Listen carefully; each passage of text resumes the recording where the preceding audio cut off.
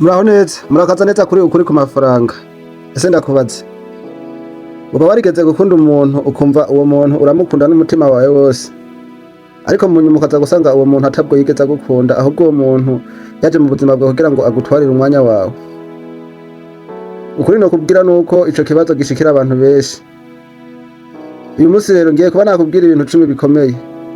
Mu gihe uzoba washoboye kumviriza ibi bintu ukumva ku cambere gushika ku canyuma, nuko uzoshobora kumenya umukobwa mukundanye nimba agukunda canke atagukunda. Rero ico no gusaba nuko utohava ufata iyi video ngo uyisimbishe, kuko ushobora gusanga ikintu kikuraba kiri hagati cyangwa ugasanga kiri impera. Rero ico no kubwira nuko wofata akanya ukicara ukanyumviriza. Ama nimba uri mushasha ngaha kuri urubuga rwacu rwa kuri ku mafaranga, nuko ukora sabone. Nyine mbikubwiye nyamba bamaze kubikora kaza neza mu muryango wo kuri ku mafaranga utazigeza ko watujoininze. Ama ikintu ca mbere woshobora kubonera ko yuko umukobwa yuko agukunda canke yuko atagukunda, mu gihe azoba ari wa mukobwa atakubaha. Kuko rimwe na rimwe kenshi iyo umukobwa atakubaha, cyane ikimenyetso kiba kigaragaza yuko umukobwa atagukunda, kuko umuntu iyo agukunda arakubaha. Kuko nta kuntu muzoba mukundana n'umukobwa ugasanga ni wa mukobwa ubwira ikintu ugasanga aca aguma kuraba, wabwira ikintu ugaca usanga wa mukobwa aca guca amazi. Kenshi rero niwabona ico kintu ukakibona ku muntu muzoba mukundanye, uzoca umenya yuko uwo muntu atagukunda, ahubwo uwo muntu yaje kugira ngo agutakarize umwanya wawe mu buzima bwawe. Rero niwakibona ico kintu uzoce umenya yuko uwo mukobwa ashobora kuba atagukunda. Hama iki kintu ndiko ndavuga si ukuvuga ngo ndibiraba ku mukobwa, haba ku mukobwa haba no ku bahungu, ibi bintu byose kirakora. Nyambura umukobwa ukazokibona ibimenyetso ndiko ndakubwira, ukazobona ku muhungu, uzoce umenya yuko atagukunda. Hari nawe namba uri umuhungu ukazobona ku mukobwa muzoba mukundanye, uzoce umenya yuko atagukunda. Rero ibi bintu bikora ku mpande zose. Ikintu naco ca kabiri coshobora kwereka yuko umukobwa yuko atagukunda canke nyambara umusore muba mukundanye, ni mu gihe azoba ari wa muntu mukundanye ariko agahora kubesha. Kuko urukundo uko rumeze, nyamba ari umuntu agukunda by'ukuri ntashobora kukubesha. Yumvire nk'ubu ayo ugasanga ni nk'umukobwa mukundanye canke umuhungu, akaza nko kukuraba nk'ahantu ushobora nko kububa, ariko akagira igihe ashobora gutaha agaca gusaba nk'itike. Ugasanga nk'ahantu dufatiye ari kugenda nk'itike ya 5000, ariko we agaca gusaba nk'ibihumbi 7. Urumva wewe yuko aba yamaze kurengereza ko ibihumbi 2 bya komisiyoneri. Rero muri ico gihe namba ari umukobwa azoba ameze nk'uko, uzoca umenya yuko atagukunda, ahubwo uzoca umenya yuko uwo muntu yaje mu buzima bwawe kugira ngo agukoremwo ubucuruzi. Rero ico no gusaba nuko woshobora kuraba namba ari uwo muntu muri kumwe mu rukundo, ukaraba yuko bafise bino bimenyetso, hama ukamenya ingingo wewe ushobora kwifatira.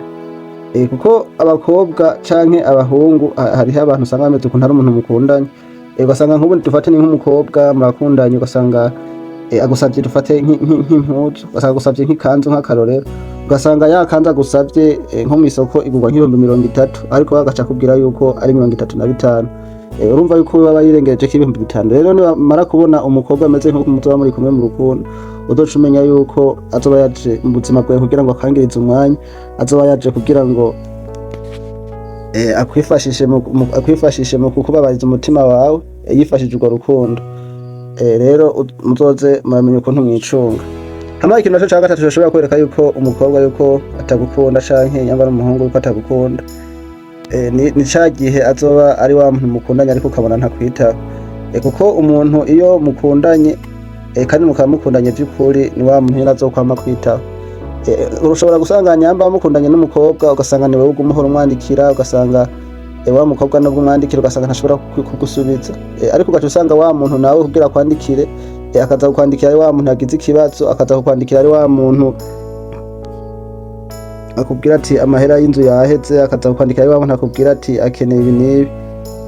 Rimwe na rimwe rero mwene uwo muntu nibamubona mu gihe muzoba mukundanye mu rukundo, uzoca umenya yuko uwo muntu ahubwo atagukunda, ahubwo uwo muntu yaje gushaka ko ivyo bintu ubona, ivyo bibazo ubona uhora umukemurira. Rero ico nobasaba nuko mwogerageza kuza muraraba kugira ngo ntimuze musange mwababaje mu rukundo, kuko birababaje kubona umuntu mukundana ariko ugaca usanga ahora kwitura ibibazo by'ibibazo byawe ukabimukemurira ukamuha amafaranga yawe, ariko mu nyuma ukaca gusanga wa muntu ahubwo ntiyagukunda, ahubwo wa muntu yakunda bya bintu wamuha. Rero usanga bibabaje rwose. Rero ico nobasaba nuko mwogerageza gucana amaremare mukaraba, kuko urukundo rurababaza kandi ruraryoha. Rero nuko mugerageza kuraba kugira ngo ntimuzoze mukomeza kuza mubabaza imitima yayo. Hama ikintu naco ca kane woshobora kuraba yuko umuntu yuko atagukunda, ahubwo uwo muntu aje mu buzima bwawe kugira ngo akononere umwanya, ni mu gihe azoba ari wa muntu namba mukundanye agahora kugereranya abandi, kuko urukundo uko rumeze ntibishaka kugereranya n'abandi bantu. Ufate nk'ubu ashobora kuba ari nk'umuntu mukundanye ugasanga uwo muntu ahora akubwira ati kanaka akundanye na kanaka, ati ameze gutya, ati kanaka akundanye na kanaka yamuguriye imodoka, nawe ukumva dufate nyamba ari nk'umukobwa mukundanye ukumva arabikubwiye. Ese ntiyakubwira yuko umugenzi we w'umusheri yamuguriye imodoka, we nawe uriteguye kuzoyimugurira? Ico nokubwira co nuko mugihe muzoba mukundanye n'umukobwa ukumva atangiye kubwira ibintu nk'ibi, uzoca umenya yuko umukobwa atagukunda, ahubwo azoba yaje mu rukundo rwawe kugira ngo akoreshe amarangamutima yawe ayabyaze umusaruro. Rero ico nogusaba niwabona ibi bintu ku mukobwa uzoce umenya ikintu ushobora kwifatira. Hama ikintu naco ca gatanu gishobora kukwereka yuko umukobwa yuko atagukunda, ahubwo uwo mukobwa yaje mu buzima bwawe kugira ngo ashobore gukoresha amarangamutima yawe, atagukunda. Nimba uwo muntu yaje mu rukundo kugira ngo ashobore gufata urwo rukundo rwanyu arukoreshe mu nyungu ziwe, uzoca umenya yuko uwo muntu atagukunda. Kuko hari abantu baza kugira mukundane, akaza kugira mukundane yakubonyeko ikintu, akaza kugira ngo arabe ukuntu yoshobora kugukurako ico kintu, namba ari amafaranga, nyamba ari iki, ugasanga ni wa mukobwa yaje kugira mukundane ku nyungu ziwe, ata nyungu ushobora kubironkamo. Rero mu gihe uzobona ari nk'umuntu ameze nk'uko, uzoce umenya ico ukora. Hama ikintu ca gatandatu naco ushobora kwereka yuko umuntu mukundanye yuko yaje mu rukundo rwawe kugira ngo ashobore kugutakariza umwanya, ni gihe azoba ari wa muntu muzoba mumva mukundanye, ariko mu gihe mubonanye ukaba ari wa muntu atuma wiyumva nabi, mu gihe mubonanye ukumva ata mahoro ufise, mu gihe mubonanye ukumva utisanzuye. Rimwe na rimwe urukundo uko rumeze, nyamba ari umuntu mukundanye, mu gihe muzoba muri kumwe uzokumva wisanzuye, mu gihe muzoba muri kumwe uzokumva unezerewe, ariko mu gihe azoba ari wa muntu uzoba muri kumwe ukumva umenga uri ahandi hantu, ukumva umenga ntiwisanzuye, duca uraba neza uwo muntu uzosanga atagukunda. Ikintu naco kigira indwi gishobora kwereka yuko umukunzi wawe yuko atagukunda, ahubwo aje kukwangiriza umwanya, ni mu gihe azoba ari wa muntu adashaka kugushira mu buzima bwawe. Rimwe na rimwe nyamba ari umuntu agukunda, azoba ari wa muntu azoba ashaka yuko mushobora gukorera ibintu hamwe, azoba ari wa muntu ashaka yuko mushobora gukora ibintu mugatera imbere hamwe, ariko mu gihe azoba ari umuntu atagukunda, ivyo nubwo uzobimubwira ntazokumviriza. Rero niwabona umukobwa ameze nk'uko, uzoca umenya ico ushobora gukora wowe ubwawe. Jene gusa nuko ndiko ndabikubwira, we niwe uzoca umenya ikintu ushobora kwifatira. Hama ikintu naco c'umunani gishobora kukwereka yuko umuntu atagukunda, ahubwo yaje mu buzima bwawe kugira ngo aguteshereze umwanya, ni igihe azoba ari wa muntu azoza ahora aguteranya n'abandi. Dufate nk'ubu nk'akarorero, ushobora kuba ukundanye n'umukobwa, ariko uwo mukobwa ugasanga n'umukobwa ataguma hamwe, ugasanga n'umukobwa novuga yuko nokwita nk'umuhehesi, ugasanga ni nk'umukobwa ugasanga akundanye n'abahungu 5, wewe wagenda hariyo ugasanga barakundanye n'uwundi muhungu, wagenda hariyo uko nyene, ariko muri ba bahungu